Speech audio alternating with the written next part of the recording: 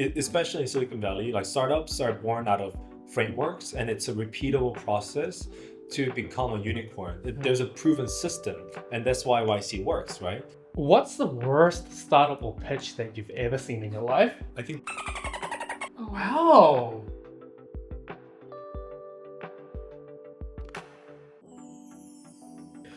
All right, Peter. yes. Welcome to the Zero Base podcast. Okay, Peter is our advisor. Okay, and he's joined since last year, and we want to do a podcast series with him where it's very casual, and we asked for your favorite food, right? Yes. And you said milk, actually Milo, boiled eggs, and 강냉이. What is that about, man? What is that about? Because other advisors said like burrito bowls, pizzas, but Milo. Yeah. So actually, what I requested was milk, Milo, and then 강냉이, right? Yes. And then I added, okay, maybe eggs for protein. Add for eggs for protein. Okay, so eggs, I think you guys, have it clear, right? Yeah. Obviously, as a guy, you want source of protein in every meal. So at least have 3 to 4 eggs or equivalent. But the story behind this is actually this thing is like a cereal for me. It's a soul food. Okay. Yeah. So what you do is, I don't know how we. Okay. Yeah. Let's so do it. Let's do it. You pour 강냉이 강냉이 inside the bowl. and everything. Yeah. And you're supposed to have it with Milo. Milo. So I don't know if you're from the Commonwealth country, like New Okay. Zealand or South Africa. We have Milo. Yeah, Yes, you guys- we have We Milo. do Milo. We don't do Nesquik, right? Yeah. Oh, Yeah. We have Milo. Yeah. We do Milo. Well, like we don't have Milo right now. But it's okay. It's okay. We can. But you know what Milo? Yes, I drink it a lot since childhood. Okay, so yeah, we have Milo, and I one day it's a long story, but anyways, okay, let's Okay. let's start with the. I can't have chocolate milk, Oh, you but can't. I'm just gonna have ordinary milk. Okay, please. Okay. Yes, please do. Okay. Help yourself with the chocolate milk. Yes. Oh my God, yes. Romy John. I will try Okay. some. Okay. Okay, guys, my first So- time trying this. My Yeah. first. They don't have 강냉이 in the States, right? They don't. It's they not. don't. It's Do you need to explain to them What is 강냉이 강냉이? Like, what is it? So 강냉이 is like Korean version of popcorn. Okay. Right. Okay. It's corns, puffed into, put into this pressurizer, and it, puffs out.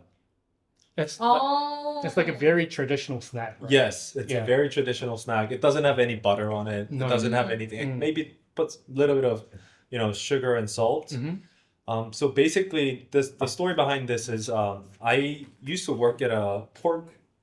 I used to dream of becoming a restaurant owner. What? Whoa. Yeah. Okay. Didn't know that. Using pork head as the ingredient. We call it shinㅅyc. Ah, So one day I come home and I'm so tired. I'm being trained to be a chef Uh-huh. under my uncle, Mhm.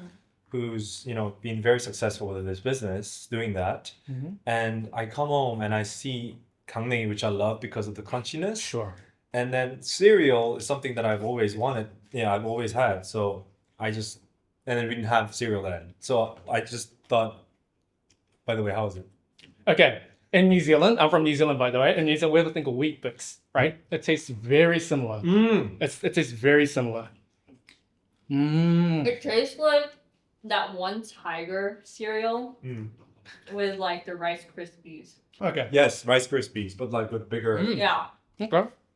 Yeah. And I was Good. feeling very tired. And this would be the only thing that I could eat because you're drained and you're sweating. It's like you're cooking pork and pig after pig, and it's just you're just like you're dead by the end of the day. So you come home, you have fresh cold milk from the fridge. And Right. I couldn't obviously go shopping for cereal, so I would just 강냉이 and then we put some Nesquik or like chocolate milk in it. So it's like a last minute meal. You're like. It's a last minute soul food. How many people in Korea do you think they know that you you want to become a restaurant owner? I've told that a few, but not more than 10, I guess. Not more than 10. Okay. You guys are the lucky ones. Yeah, Okay. yeah. Let's talk startups. And because that's what we're here for. And I want to sort of talk about not the VC Peter, but the Peter when he was a founder, right? Because I think in Korea, a lot of people know you as a VC founder, the VC Peter. So who are you in your own words? I think I'm somebody who loves experiencing stuff. I think I love hearing about people. Yeah. I'm a curious person, and I think the reason being is because I lived abroad since I was like 12, and even before that I used to grow up with my aunt. Not because of other things, but it's just that I always like to be outside. So, being coming from, different environment, I was always observing, and I always had this muscle to observe people wherever I go. It's you're always constantly in this survival mode when you're not with your parents. So I think that got me to really observe the people and the environment around me. And I think that's when I picked up the habit of becoming very curious about people. And so, yeah, outside work, I'm usually, just observing, I guess. And then I think I saw in your LinkedIn somewhere that you graduated from the University of Cape Town, right? Cape Town. Yeah. Tell us how that happened. Yeah, so when I lived in Singapore from 12 to middle school, and my parents at that time were working full time, and they they actually fell in love with South Africa. They went for a trip, and they saw the safari, the green and everything, and they were like, this is Wow. the place we want to be. Wow. And my parents, being very action driven people, just made that decision right there and then. And so a month later, they took the whole family with us, to South Africa. It's very similar because when I was 5, my parents went to New Zealand as a vacation. They fell in love with New Zealand, and since then, I grew up in New Zealand. That's a very similar. I think it's something to do with maybe Korean parents. Maybe. If you lived in Korea where everything's so fast paced, when you see something that touches your soul, you're like, okay, I'm done. I'm leaving this like dodgy city life. Yeah, I 100% Yes. agree. Dodgy city life. Yeah. Okay. And I want to sort of talk about YC, and then you got into YC. When did that happen? In 2019. How did that happen? And what was it like? So we really owe thanks to the Korean government. I mean, we have one of the best infra for startups. We were there to participate in TechCrunch, SF, and very fortunately we filed an application like a week before, thinking that we'll not get in. But while we were there, YC reached out to us, and they invited us to a interview in actually Bangladesh. Wow. Yeah, Bangladesh. so we were like, hey, we're in Mountain View, so can we not talk to you there? And they're like, yes, yeah, we'd love to then talk to you here while you're here. And so we actually went there and we talked, and it was 10-minute, the famous orange room, 10-minute interview. I don't know how time flew, but when we got that interview booked, we were just practicing that. Who did the interview process from YC? I did the interview process, with me and Brent. From YC, it was Eric Miskovsky and Brad Flora, who's now, I think, he was then a resident partner, but now I think he's a full-time partner at YC. Nice. And then, 2 other partners there. Nice. Yeah. So to add on to that, like before becoming an investor to now before becoming an investor and you were a founder, what was the biggest advice that you received during your entrepreneurial journey? The biggest one. Like the most dramatic one, or I would say the one that has been the most memorable. the most memorable. I think there was so there was a time where, so at YC you book office hours with partners, and it's completely voluntary. You don't have to sign up for office hours, but I did, just to engage with the partners. And I did one. I remember the first office hour was with Eric Mishkovsky. It was the most valuable 2-minute time of my entrepreneurial journey at that time. And the reason being is, so I'm all nervous. We're meeting up with this white partner one-on-one for the first time. It's during the batch. He's in there in the orange room. I can see him talking to other YC founders, and it's our time to go. And I prep all this data and all this like traction and whatnot to talk to him. The first question he asks is like, okay, I know what you're doing, but have you talked to your users? Oh. And I was like, no, I was during YC, like I'm talking to investors and I'm, building product, and like there's no need to continue with the office hour if you haven't talked to your user. Wow.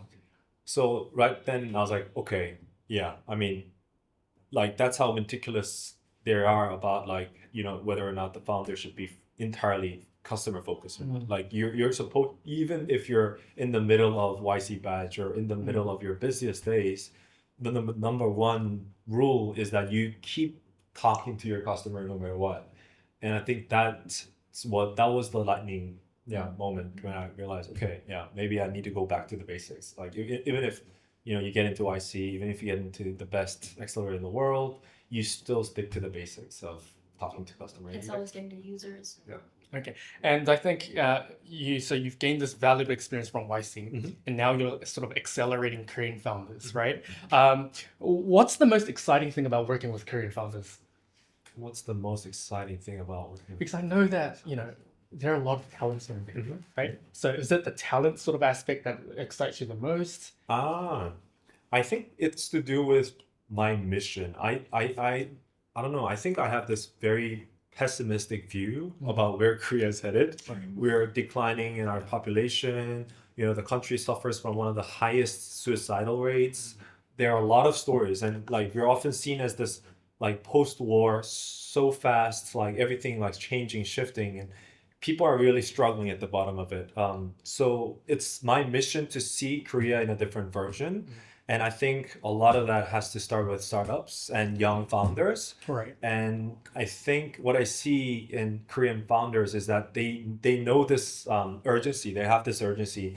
As a nation, we need to have an exit plan. We need to find a gateway to, go over this barrier that we are faced with. So it's when I see their urgency, and when I see their focus in problem, like in that problem, that's when I think I get up and I want to help them out. Yeah, I mean, I think that's super interesting. Having an exit plan for the nation. Yeah. You said. That's super. By the way, let's give Peter a time to actually eat his food because we're bombarding him with like It's getting questions. like soggier every 3 minutes. So yeah. Nice. They're pretty good, honestly. Like, I'm actually really enjoying this. It's actually And then, how many eggs do you eat per day? You said you eat 3 to 4 eggs, right? 2 to 3. a meal. A meal. Okay. Yeah. Wow, a meal. Yeah, 3 to 4, easy. Wow. Yeah, Okay. you gotta keep feeding yourself with protein. Okay. Wow. It's like it's probably one of your favorite food. It's one of them. One of your favorite food. I like soft things. Soft and smooth things. Yeah, so right. I like scrambled eggs. Right. and, You like creamy stuff. So do you like do you like meat? Do you like what's your favorite food? I mean, as I said, this is like No, but you wouldn't have this for dinner, right? I wouldn't have it for dinner. Yeah. I would have it after dinner. Okay, after dinner. Okay. Yeah. What do you think, Remy? Like, It's really interesting. really interesting. I would say, like, I was like, wait, this is kind of interesting. I think I would survive this during my college years. Right. Yes. Okay. Interesting. Like, imagine I don't have any money for like outside food, so I'm just getting something out of my refrigerator and just making things up. Yeah. So I think this is gonna be good. So 2 weeks ago we went to Yonsei University to check out their menu because we're hosting a summit this month, and we went to the restaurant and all the food was like 2,000원, 3,000원, which is like $1.50, right? Yeah. It's incredibly cheap. So I would assume, And they're good. yeah, they're really good. Mm. Yeah. It saved my money as a US person. I Yes. was like coming to Korea with like my money is saved. Mm. So that's So why- yeah, it's university food. Yeah. Romy, did you have your next question for me? I think my next question, leading on what you said about Korean startup founders or early stage founders, would be: did you have any mentors or advisors during the time when you were building up your founder journey, Mhm. and how did it go? Yes. So I think mentors. There are so many people that mentored us through the process, and even when I became a VC, Think Young from ex Udemy, he helped us a lot with like just founder mentality coming into the US. Obviously, John Kim Senberg, he also guided us in the early days. In terms of like how to position a SaaS product. Dino from Unibus, he was also there. He offered us to work at his office Wow. in SF, yeah, Wow. at the mission. So that was also very kind of us, kind of him. And just bunch of YC founders. I think the most brilliant thing about YC is that I think the brand also helps you when fundraising, but it's just the community. You pop into any YC event, you're guaranteed to take away something that time, that day. A lot of it is not. A lot of the events are just run not for profit, but just for people to give and to serve each other. So I think those are the main. I have a question, like, how important do you think is having a mentor for a first-time founder or early stage founder? I think it's vital. Yeah, vital. Really, really vital. I can't express how important that is. And I think having the right set of mentors is also important. Someone that has gone through the entrepreneurial journey is important. I think it just saves you a lot of time. Because that, like, especially in Silicon Valley, like startups are born out of frameworks, and it's a repeatable process to become a unicorn. There's a proven system, and that's why YC works, right? And that's why YC only focuses mainly on B2B SaaS, because it's frameworkable. Like it's I mean, but like going back to the Korean startup ecosystem, why isn't the Korean sort of government or the startup structure in place following the YC framework? It's hard, I think, because of the cultural nuances. Like, first of all, where YC is, US is a low context society, Korea is a high context society. We typically enjoy top down business logic as opposed to bottom up. Our VCs are funded by the LPs or governments usually, so it's always government mandate money that comes in. So as a founder, if you're trying to fundraise from Korea, you need to understand where the government is headed. Like, you need to know, AI is a trend, and then healthcare is the next trend. You need to know, like, okay, these are the sandboxes I need to make use of, and like these are the regulations. Whereas in the US, it's like, okay, you break things and you make it work, and then we can figure out the regulations next. So the framework is very, very different. You can't apply a YC framework directly to Korea. It doesn't work at all from my experience. Yes, maybe the fundamentals of like interviews and stuff, but not like Not the overall picture. So That's really good, because like I was always curious about the Korean startup, but to add on to that, from making the switch from becoming a founder to an investor, what was the hardest adjustment for all of that? I think number one, you really need to overcome your imposter syndrome. I think startup founders suffer from imposter syndrome a lot. Even YC founders do that a lot, because wherever you go, like you meet the best of the best, right? You meet people with the right degrees, with the right track record, and they know like their industry. It sounds like they know their industry in and out, but it's just because we've been trained to speak like that. So wherever you go, you hear these amazing, perfect people. So startup founders are very prone to imposter syndrome. And how that affects your VC life is, as a VC, especially if you're an accelerator, you need to teach people. You need to like mentor people. So if you have this like constant fear of yourself or doubt about yourself, then you can't really, be persuasive. And, I think part of the VC role is to bring that like energy out and like also guide the startups in the right way. And you need to have your confidence, and you need to sound like you know your stuff. So I think that's one of the main difficulties. So it's really building about confidence and how to talk yourself throughout the whole process. Yeah. I mean, VC's job is, I think, mainly sales, right? You sell something to LPs. You're selling your company to startups, right? So interesting. Yeah. So we've sort of asked questions for our Zero-Base Instagram account for founders, and they were all interested in raising capital, right? No surprise, the money talk. So I think, what's the biggest mistake do you think founders make when talking to investors? Because from my example, they become a little bit too desperate, right? They become a lot desperate. They try to show off things. They try to make it look very fancy. What's your point of view on this? Okay, so it's an interesting point. What do you think they're desperate about?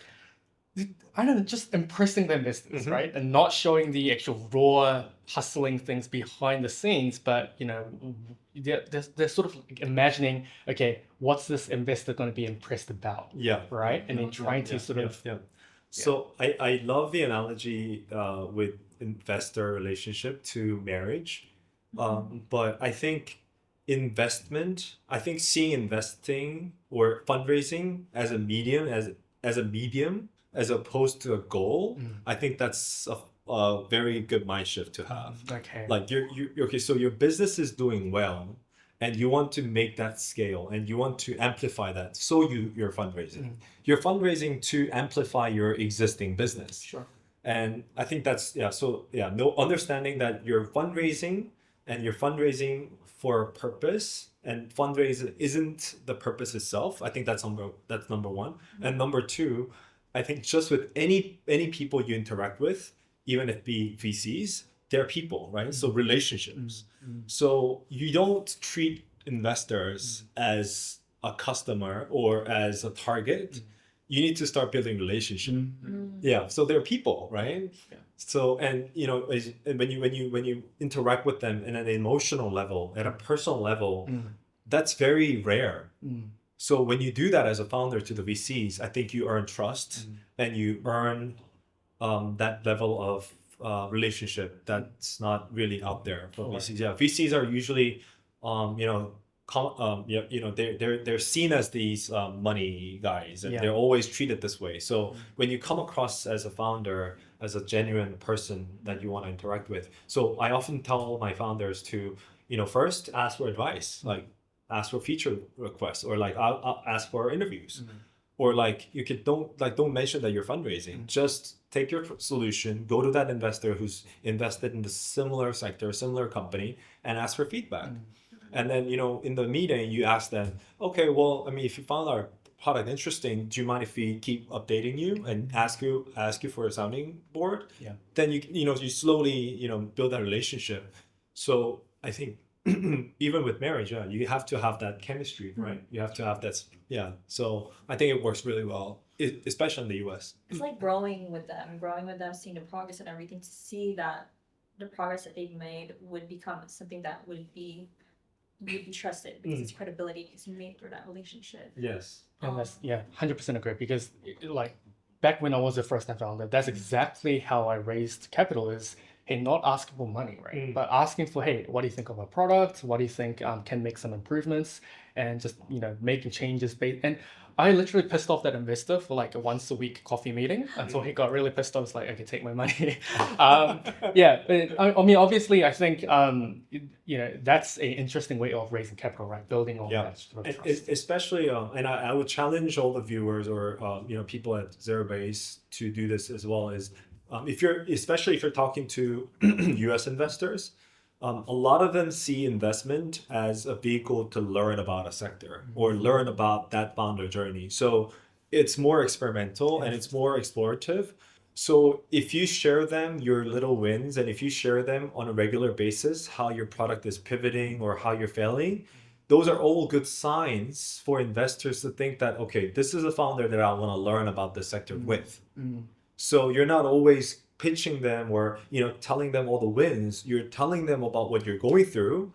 Then the investor is like, okay, I haven't invested into, let's say, this fintech infra, but with this founder, I'm learning so much. And why not I spend $100K or $200K to learn about the sector, and I'll become a better investor by then as well. Right. So always like It's like a parent and child, like you give money to the kid because you're like seeing the growth of that startup becoming something. So it's not like thinking like, oh, here's my win, but it's more so like, here, I'm going to give you money to continue that growth and experiment on it because I see your mistakes, but I see your successes, so it'll grow more. Yeah. And then from that point, I have a question regarding for early stage founders or Korean startup founders in general is, what are some skills should they develop to be able to have a successful startup journey? Or like, what are some skills which you should develop? So if I were to choose between sales and engineering,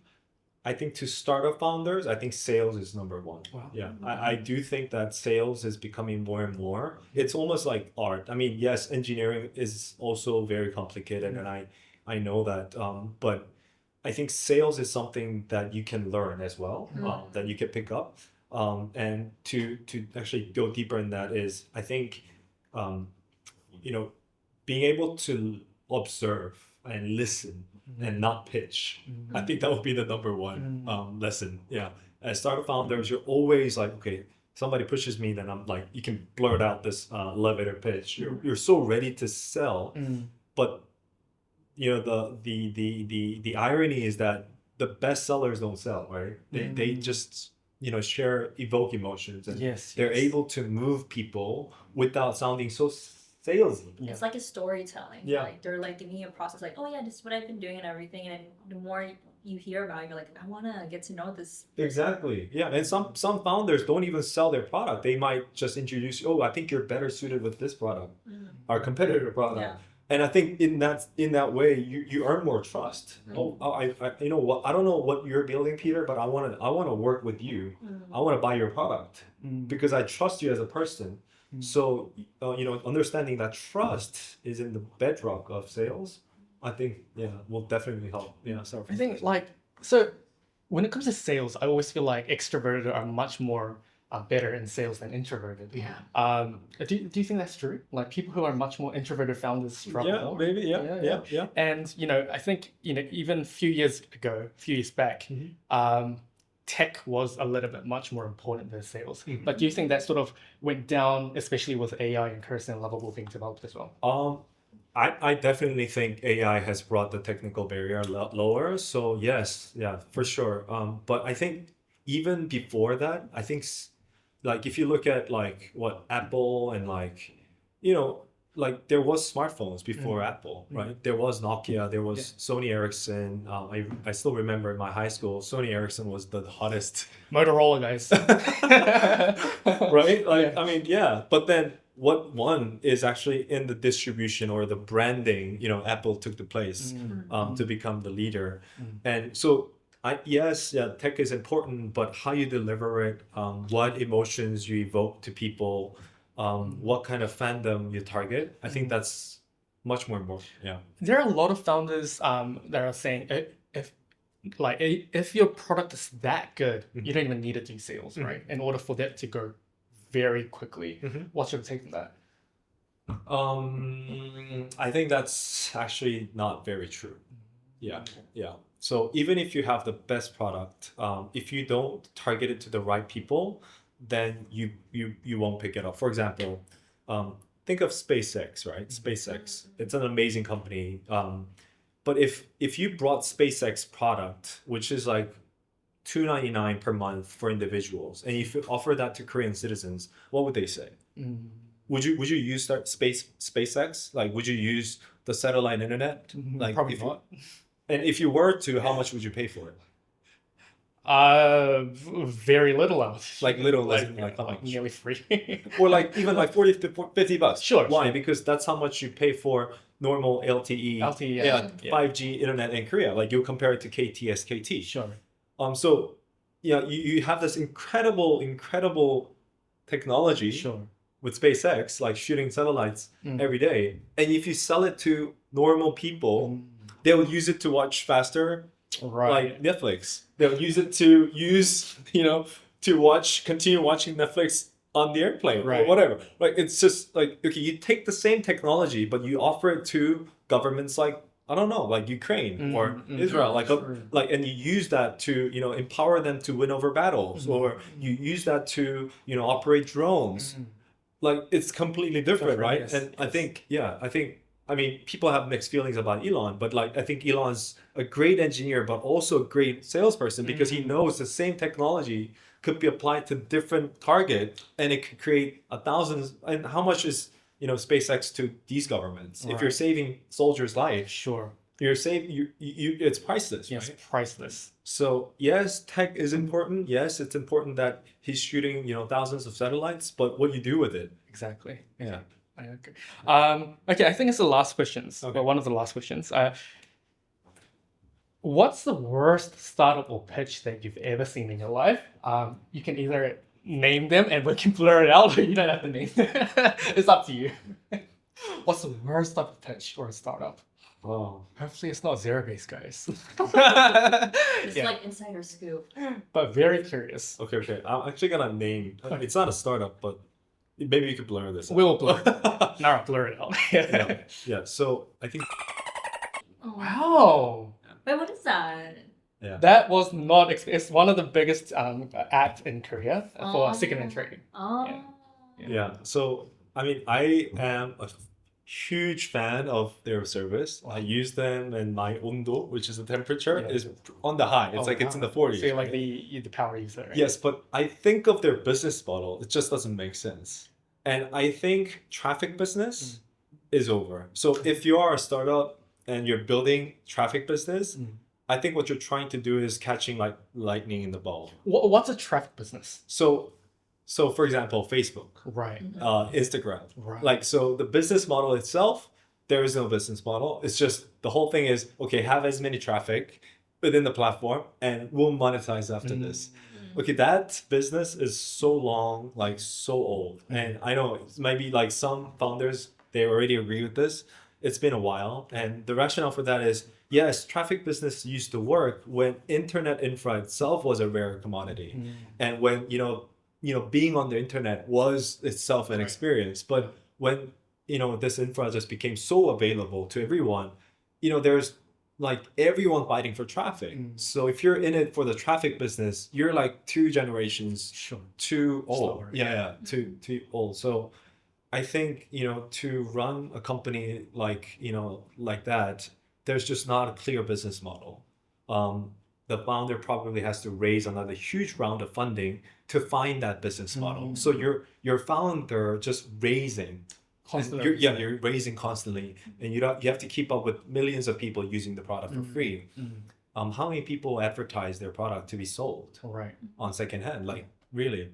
And basically, which is the reason why you see like shorts and like these weird like adverts and like on it, and it just adds more fatigue to the users. So I think right from the get-go, as a startup, you need to have a crystal clear business model, revenue generation model embedded. Hearing? We'll bleep that out as well. Anyway. Wait, we have another question. I mean, they won't even listen to They won't even So Yeah. I think there's another question that I also wanted to ask, was that as a woman, like trying to meet a startup founder and everything, there's not a lot of women founders out there. And then how do they break into the industry, or like, I that's more of my questions. Okay. So my actually entrepreneurial DNA comes from my mother's side. I've seen great examples of women leading businesses. I think there are a couple of traits why women can be very good business founders. Number one, they're sensitive, like to trends, and they're also very good listeners. So throughout my entrepreneurial journey, and even as I'm building outsome, I talk to my wife for a lot of the times about business strategic things, and it's because like as guys or as startup founders, you're always like this blinded, right? You're just going at one thing at a time. Very tunnel vision, right? Yeah, very, very tunnel vision, that's the word. And so, but then, women, tend to have many receptors, and they're able to detach themselves apart from the business, and be able to see things with different view. Okay, but that founder might not feel this way. Like, oh no, I know that you're trying to upsell, but you got to listen to that person. And a lot of the startup journey includes, listening to others.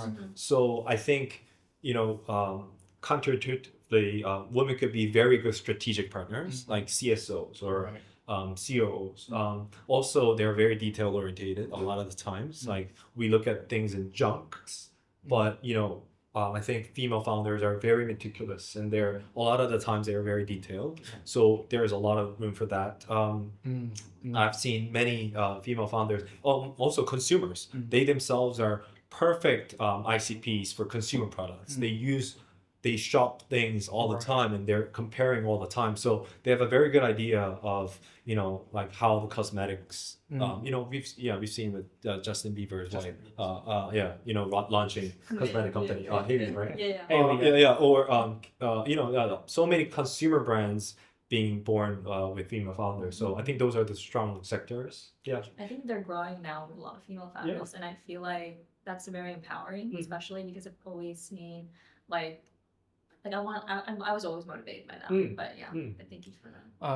And I think one really question that I wanted to ask was, since we were running 4 seasons of Zero Base, we've been accepting applications from different countries, and these countries are like from Africa to like Southeast Asia, and a lot of these third world countries, so countries that do not have accessibility to startup education. And obviously it's very hard for them to apply to YC and stuff. Now, for those founders who are born and raised in a third world country or like a country that has no accessible startup education, what advice do you have for them?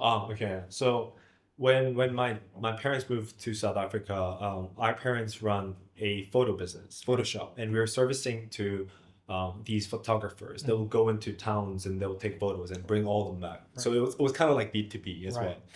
But there, I learned a lot about business, and the one that I learned was if you're based out of Africa, whatever, if you have these operating like family businesses or offline businesses, think of ways that you can help cross-selling or upselling. So for example, what I did with my parents' Photoshop was these, photographers would need like seasonal decorations, digital decoration. And as a person who's familiar with Adobe, I would like make World Cup theme like decorations, and that will add up on the pricing. Like we'll charge, instead of like 2 rands, we'll charge like 2.5. Sure. I think so. Think of ways to upsell current business models. It's a good muscle to practice. And although the other one was cross-selling. So our shop was located in a place where a lot of people walked by.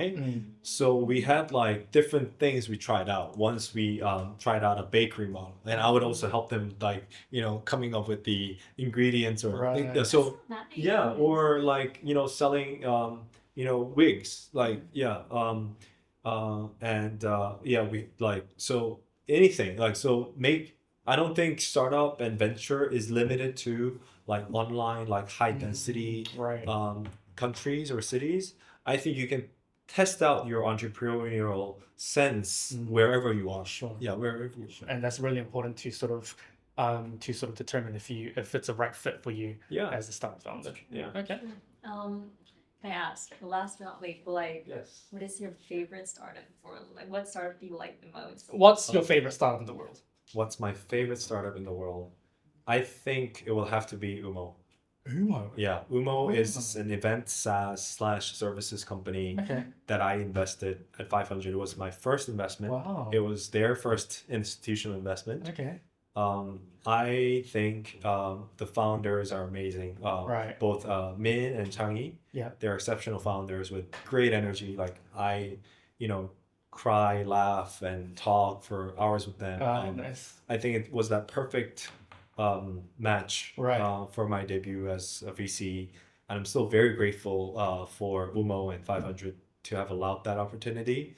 And I think best friends. I think Min also taught me to become really good friends with VCs, and you host your first fundraising by partying out a lot. Yeah, that chemistry or friendship I think is that's the benchmark that I look for when I look into startups. It's very interesting because in Korea, like if you want to raise capital, they like create like 20-30 page pitch decks, right?